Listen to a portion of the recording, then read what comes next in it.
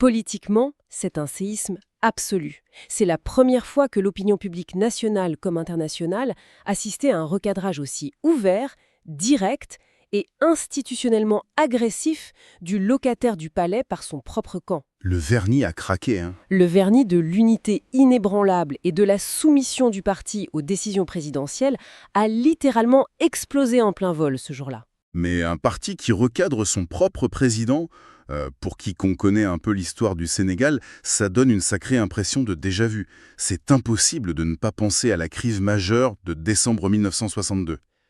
L'ombre de l'histoire, oui. On retrouve presque trait pour trait la même tension structurelle.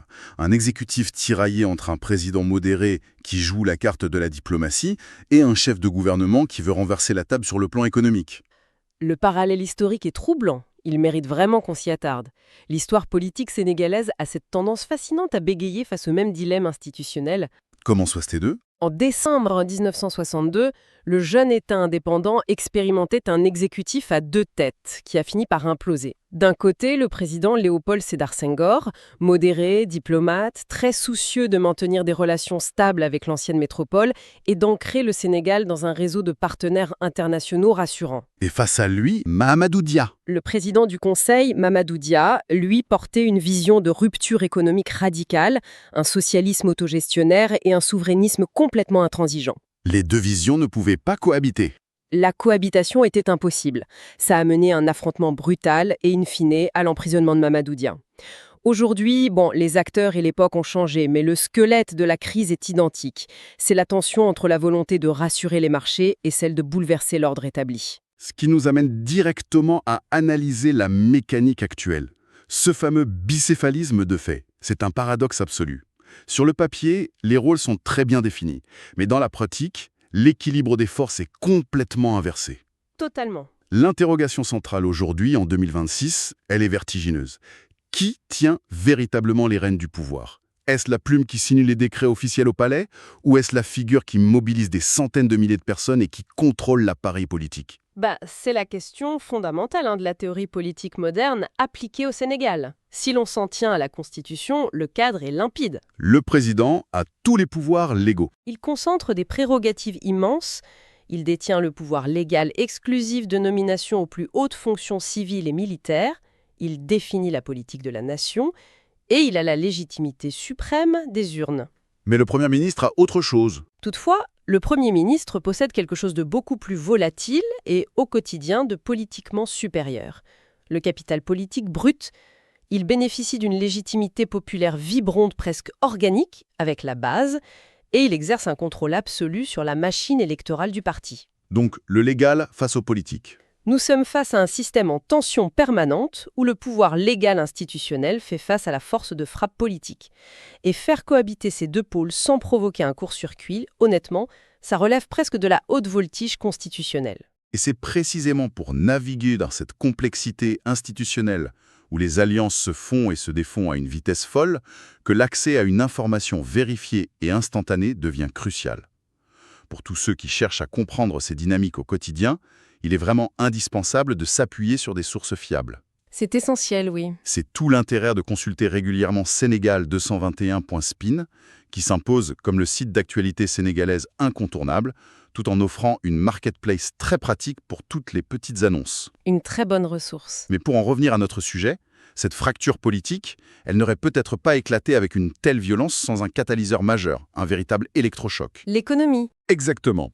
Parlons de l'économie. La volonté initiale de transparence absolue s'est transformée en une véritable bombe à fragmentation sur les marchés internationaux, avec cette découverte sidérante de 11 milliards de dollars de dettes cachées. L'économie, c'est incontestablement le révélateur le plus impitoyable de cette crise.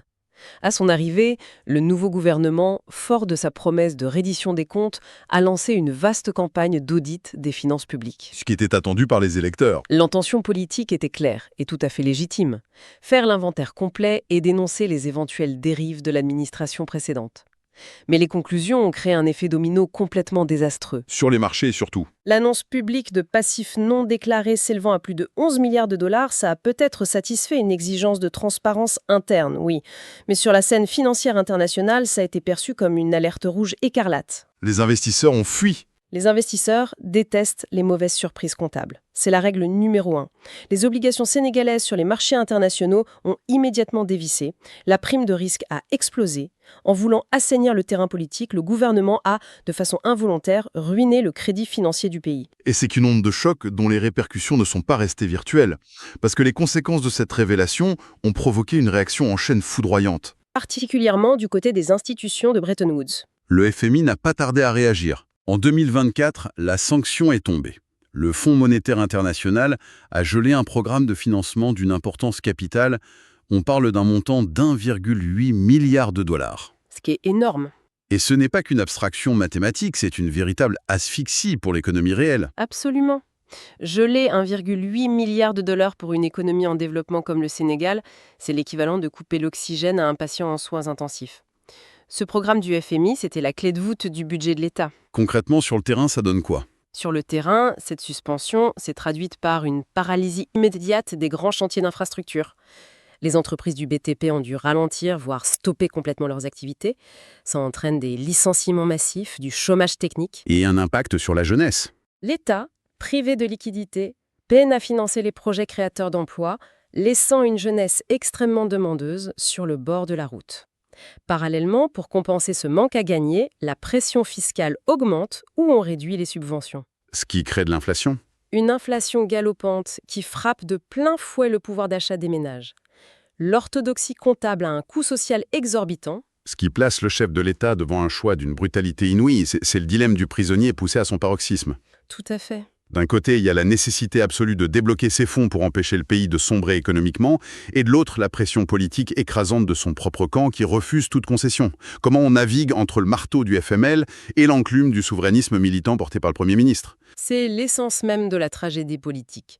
Pour rassurer le FMI et les marchés, le président n'a pas d'autre choix que d'imposer une cure d'austérité, de valider des coupes budgétaires et de promettre une gestion orthodoxe stricte.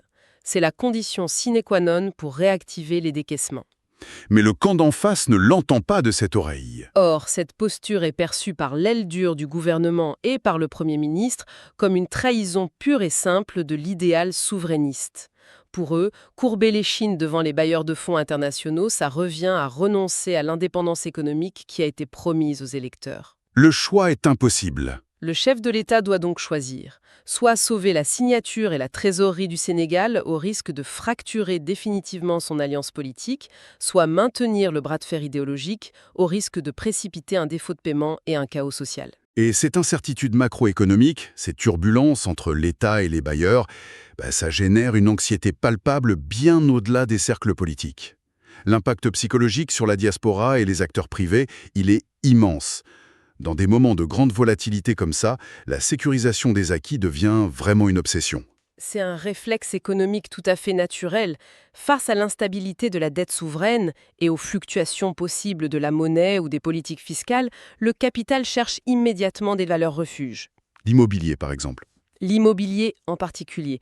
Ça devient la valeur tangible par excellence pour protéger ses investissements face aux tempêtes politiques. Et c'est exactement cette quête de sécurité qui pousse massivement la diaspora sénégalaise et les investisseurs privés à chercher des piliers solides. Et c'est là qu'une plateforme comme immobilier221.com prend tout son sens. Tout à fait. Pour ceux qui ont besoin d'investir de manière éclairée, de suivre les annonces et l'actualité du secteur avec précision, c'est vraiment le portail de référence incontournable. Mais revenons à notre échiquier politique, car la chronologie s'est gravement emballée. Oh oui, les choses se sont précipitées. Nous sommes arrivés à ce point de non-retour qui a été acté le samedi 7 mars 2026. Le président a posé un acte d'une portée symbolique et stratégique immense. Il a lancé sa propre coalition, nommée judicieusement Diomaye Président. Un tournant majeur. C'est bien plus qu'un changement de nom, on est d'accord. C'est la création d'un véritable bouclier politique. Coalition le 7 mars, c'est vraiment l'événement fondateur de l'émancipation présidentielle. Le chef de l'État, acculé par les exigences continuelles de l'appareil de son parti d'origine, a franchi le Rubicon. Comme le disait un avocat célèbre récemment, l'analyse de Maître Abdoulaye Tine, oui. Elle résume parfaitement la manœuvre. Il dit « Une coalition de conquête n'est pas une coalition d'exercice. La machine qui a permis de gagner l'élection n'est plus du tout adaptée pour gouverner dans la tempête. » Il devait s'isoler. En créant sa propre structure, le président se forge une assise politique indépendante.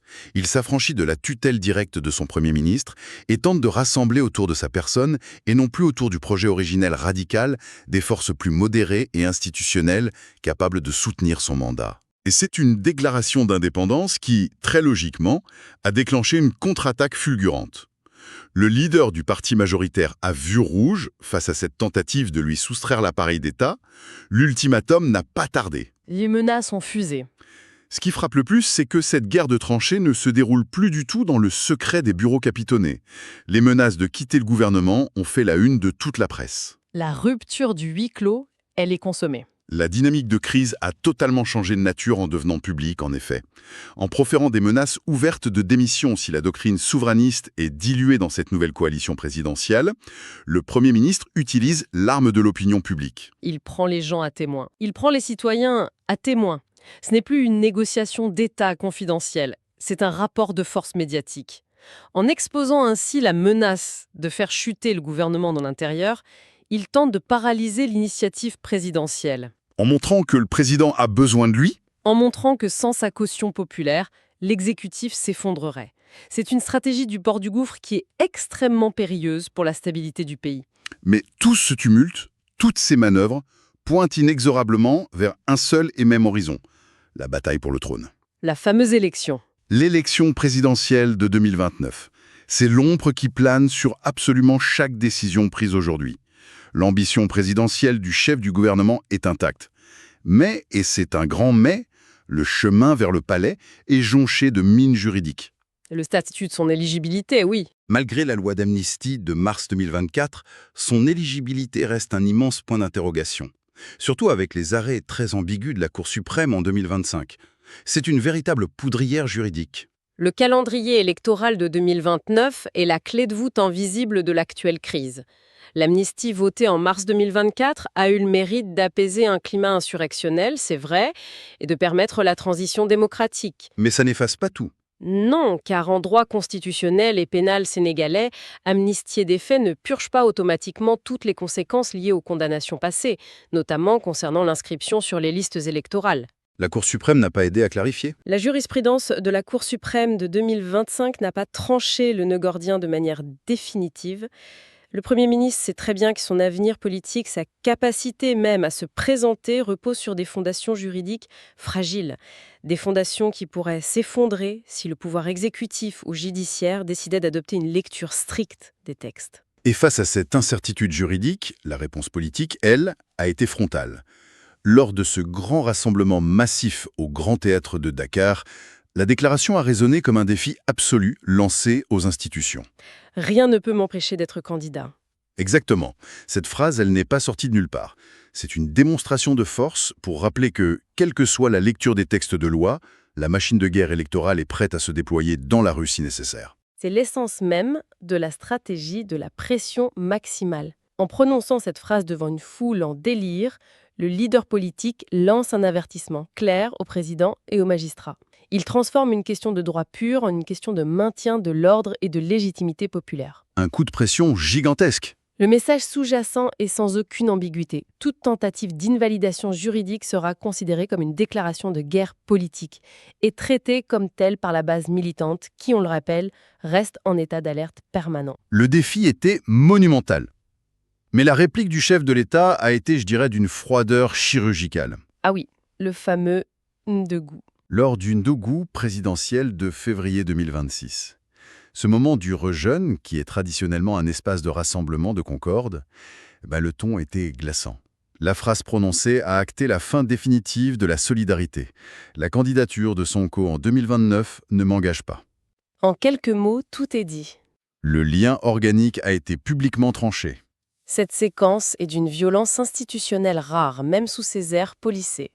Lors d'un événement symbolisant l'unité, le président de la République coupe officiellement le cordon ombilical. Il prend ses distances. En affirmant que cette candidature ne l'engage pas, il se libère de l'obligation morale ou politique de faciliter le destin de son Premier ministre. Plus encore, en tant que président en exercice, il se positionne de facto comme un candidat naturel à sa propre succession pour consolider son bilan. Chacun sa route. C'est la confirmation froide, lucide et totalement assumée que leurs trajectoires sont désormais parallèles et potentiellement concurrentes. Ce face-à-face, il met aussi en lumière un choc abyssal au niveau de la communication. On assiste à la cohabitation de deux styles aux antipodes. Le jour et la nuit. D'un côté, le costume institutionnel, mesuré, en quête de consensus, et de l'autre, une communication extrêmement offensive, directe, pensée pour la viralité sur les réseaux sociaux. C'est une équation de gouvernance presque schizophrénique. C'est fascinant car en politique, la forme dicte souvent le fond. La communication présidentielle vise l'apaisement, la rationalité économique et la synthèse. Elle s'adresse aux chancelleries, aux diplomates, aux marchés financiers. Alors que l'autre camp, La communication du Premier ministre, elle, est dans l'affect, la rupture, l'invective parfois. Elle s'adresse aux algorithmes et à la ferveur urbaine. Ces deux modes opératoires s'annulent